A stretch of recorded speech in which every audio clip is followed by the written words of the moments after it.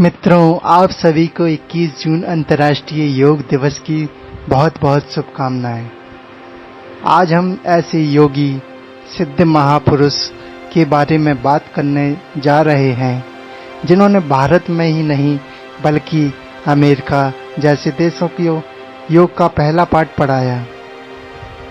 प्रधानमंत्री श्री नरेंद्र मोदी के प्रयास से 21 जून 2015 से अंतर्राष्ट्रीय योग दिवस मनाने की शुरुआत हो चुकी है।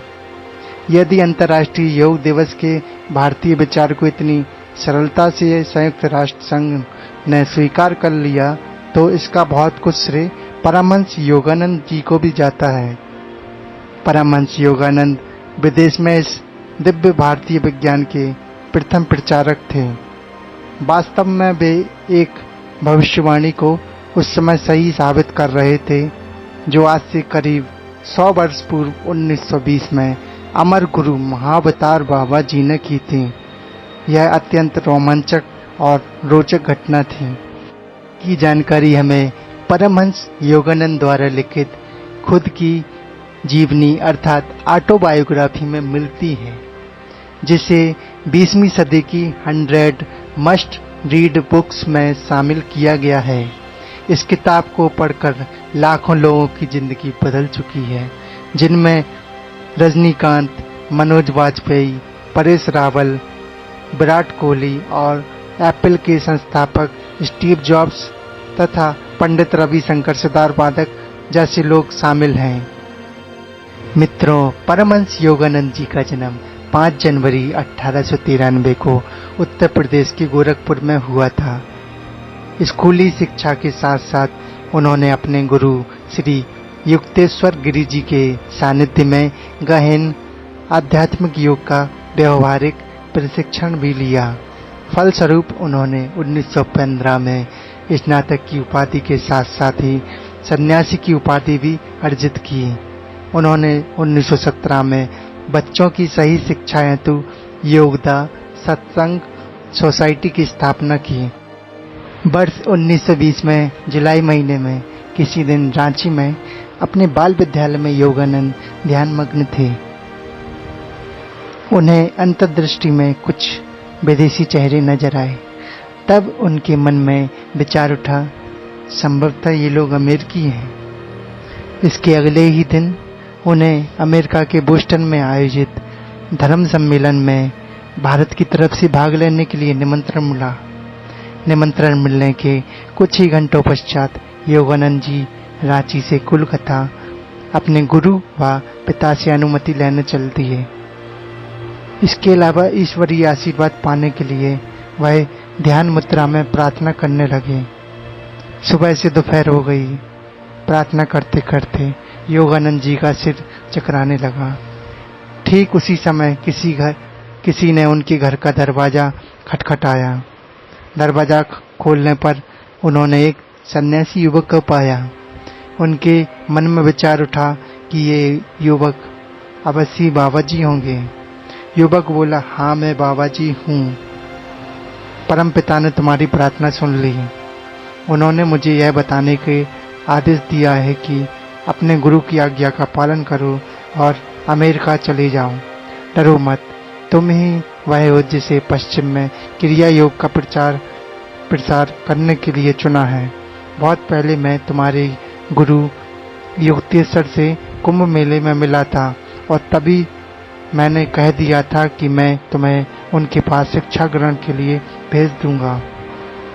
योगानंद जी के जीवन के बारे में अनेक बातें बताने के बाद बाबा जी ने उन्हें कुछ व्यक्तिगत उपदेश दिए और कई भविष्यवाणियां की। अंत में उन्होंने गंभीरता के साथ कहा, ईश्वर साक्षात्कार की वैज्ञानिक प्रणाली क्रिया योग का अंततः सब देशों में प्रसार हो जाएगा और यह राष्ट्रों के बीच सौहार्द स्थापित कराने में सहायक होगा। बाबा जी ने योगानंद जी पर अपनी दृष्टि डालते हुए उनमें नई शक्ति का संचार कर दिया।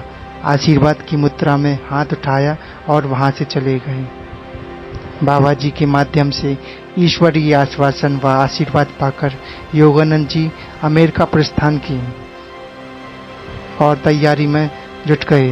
प्रथम विश्व विश्व युद्ध के बाद अमेरिका जाने वाले पहले यात्री जहाज द सिटी ऑफ स्पार्टा पर सवार होकर अगस्त 1920 में भारत से प्रस्थान किया और 7 सप्ताह बाद 19 सितंबर 1920 को अमेरिका के बोस्टन बंदरगाह पर उतरे। वहां 6 अक्टूबर 1920 को धर्म सम्मेलन में योगानंद जी ने धर्म विज्ञान पर पहला व्याख्यान दिया, जिसे वहां लोगों ने हाथों हाथ लिया। अपने व्याख्यान में उन्होंने कहा था, धर्म सार्वभौमिक है और एक ही है।